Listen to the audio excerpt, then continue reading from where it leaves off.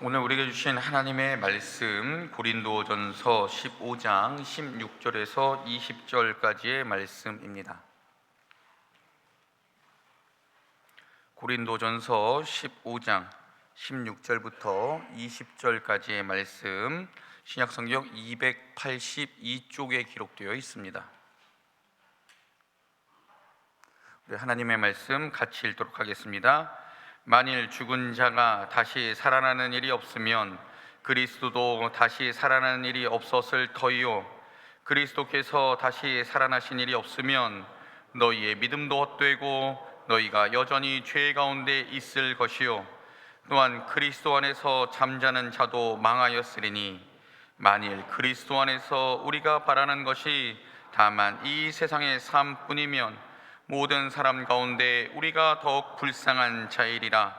그러나 이제 그리스도께서 죽은 자 가운데서 다시 살아나사 잠자는 자들의 첫 열매가 되셨도다. 아멘.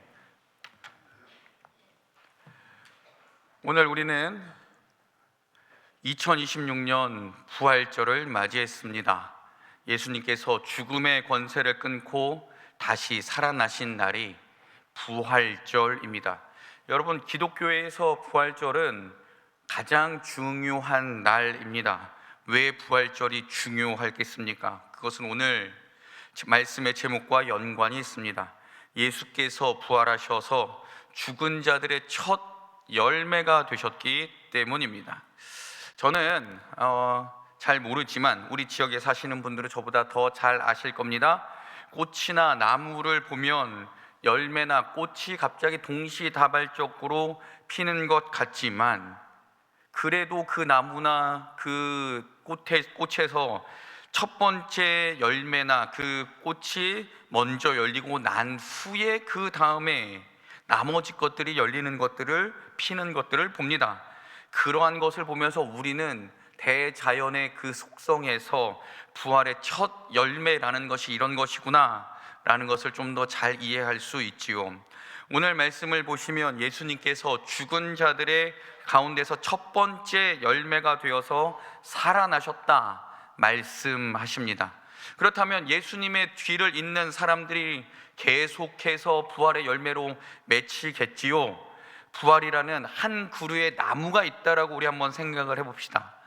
그 나무가 죽지 않고 계속 살아있다면, 또 열매가 열리게 되면 그 나무에서는 계속해서 열매가 열리게 되어 있습니다. 열매가 하나 열리면 그 나무에서는 계속 열매가 열리게 되어 있습니다. 그러한 그림을 한번 상상해 보십시오. 오늘 이야기하는 그 그림이 부활의 이야기입니다. 이런 질문이 있을 수 있습니다. 그럼 예수님 전에 죽은 사람은 어떻게 되겠습니까? 그건 하나님이 알아서 하실 일이고, 일단 우리가 예수님보다 늦게 이 세상에 왔고 성경에 기록되어 있는 하나님의 말씀을 믿는 사람들이므로 예수님께서 하신 일과 성경에 기록된 것을 우리는 잘 믿으면 되는 사람들입니다. 오늘 우리가 읽은 하나님의 말씀에서 부활을 어떻게 표현하고 있을까요? 오늘 우리가 읽은 성경에서 바울은 부활은 이렇게 표현하고 있습니다. 16절부터 19절까지의 말씀입니다. 만일 죽은 자가 다시 사는 것이 없으면 그리스도, 즉 예수님도 다시 살아날 수 없었다라고 말합니다. 그리스도께서 다시 살아난 것이 없으면 우리의 믿음도 헛되고 우리는 여전히 죄 가운데 있을 수밖에 없다라고 합니다. 또한 가장 중요한 것, 그리스도 안에서 잠자는 자, 즉 예수님의 부활을 믿고 잠자는 자들은 가장 불쌍한 자, 망한 자가 되었을 것이라고 하고, 우리가 이 생뿐이 없다라고 생각하고 저 부활과 하나님 나라가 없으면 우리가 예수 믿는 게 도대체 무슨 소용이 있겠는가라고 바울은 고린도전서 15장 16절부터 19절까지 말씀을 말합니다. 여러분, 우리는 예수님 왜 믿습니까? 우리는 예수님 왜 믿습니까? 경제적으로 윤택하고 평안한 삶을 누리기 위해서 예수님 믿습니까? 그렇다면 이 시간에 여기에서 예배드리는 것은 시간 낭비일 것입니다. 차라리 나가서 1시간이라도 돈 버는 것이 더 이득일 겁니다. 혹시 내 인생이 행복해지기 위해서 예수님 믿습니까? 그렇다면 여러분, 예수님 말고 인생을 행복하게 해주겠다고 하는 다른 사상이나 공부를 해보는 것은 어떠하겠습니까? 왜냐하면 예수님을 믿는 것은 인생의 행복이 아니라, 우리 지난 고난주간 새벽기도 때도 계속 말씀드렸다시피 예수님의 십자가를 내 십자가로 지고 예수님과 함께 걸어가야 하는 험난한 길이기 때문입니다. 다시 한번 질문해 보겠습니다. 여러분, 예수님 왜 믿으십니까? 그리고 지금 이 자리에 왜 나와 계십니까? 왜 예배를 드리십니까? 우리가 예수님을 믿는 궁극적인 목적, 우리가 예수님을 믿으며 바라는 최후의 종착지는 하나님 나라입니다. 우리가 이 땅을 살아가면서 예수 그리스도를 믿음으로 하나님의 뜻을 이루어가면서 살아가고, 우리가 하나님께서 주신 모든 삶을 다 마치고 나서는 하나님과 함께 영원히 살기 위해, 하나님 나라 들어가기 위해 우리는 예수님 믿습니다, 이렇게 고백하는 사람들이 성도입니다. 이 말을 다시 표현하면, 예수님이 부활이 없다면 우리가 가장 불쌍한 사람이 될 수밖에 없다는 19절의 말씀으로 다시 말할 수 있습니다. 왜 그렇겠습니까? 예수님의 부활이 없다면 우리가 여기서 살다가 하나님 나라에 들어가는 은혜도 없이 죽으면 그냥 끝나버리는데, 뭐 이렇게 열심히 예수를 믿을 필요가 있겠습니까? 또 하나님의 뜻대로 살 필요가 무엇이 있겠습니까? 하나님 나라를 소망하며 살아갈 이유가 무엇이 있겠습니까? 예수님의 부활이 없고 나도 부활할 수 있다는 소망이 없으면 그냥 대충 살다가 죽으면 끝, 이렇게 살아도 별 상관이 없지 않겠습니까? 그러나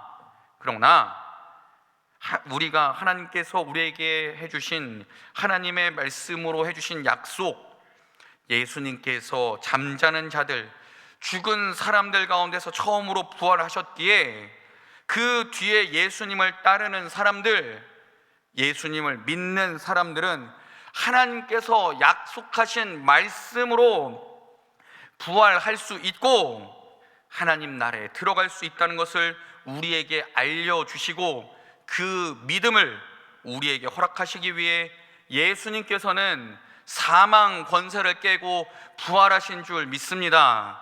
그래서 여러분, 우리는 불쌍한 사람이 아닙니다.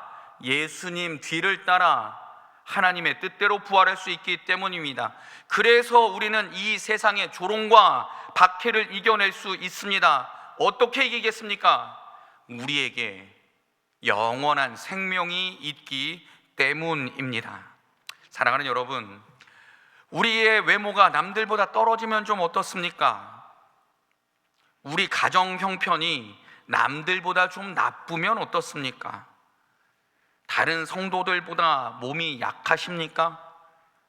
지금 당장은 우리가 불쌍해 보이고, 지금 당장은 우리가 바보 같아 보이고, 지금 당장은 우리가 약해 보일지 몰라도 우리는 죽음에서 다시 살아나신 예수 그리스도와 함께 영원을 누릴 수 있다는 그 긴 호흡으로 우리의 인생을 바라보며 예수님의 부활을 나의 삶으로 살아낼 수 있다면, 지금 우리 삶의 여러 어려움, 경제적인 어려움, 건강의 염려, 관계의 어려움 등 그런 것들이 우리를 감히 침범하거나 우리를 흔들지 못할 것입니다.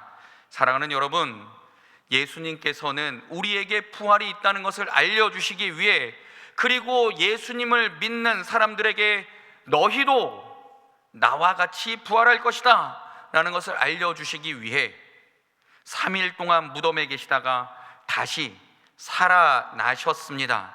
이 부활 신앙을 우리가 생각하고 살아간다면, 우리가 우리의 부활을 믿음의 눈으로 바라볼 수 있다면, 지금 우리의 모습이 조금 약할지라도 우리는 이 세상에서 가장 강한 사람으로 살아낼 수 있을 것입니다.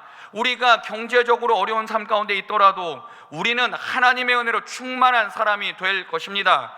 우리 자녀들이 조금 못나 보인다 할지라도 우리 자녀들은 하나님의 지혜로 살아가는 사람이 될 줄 믿습니다.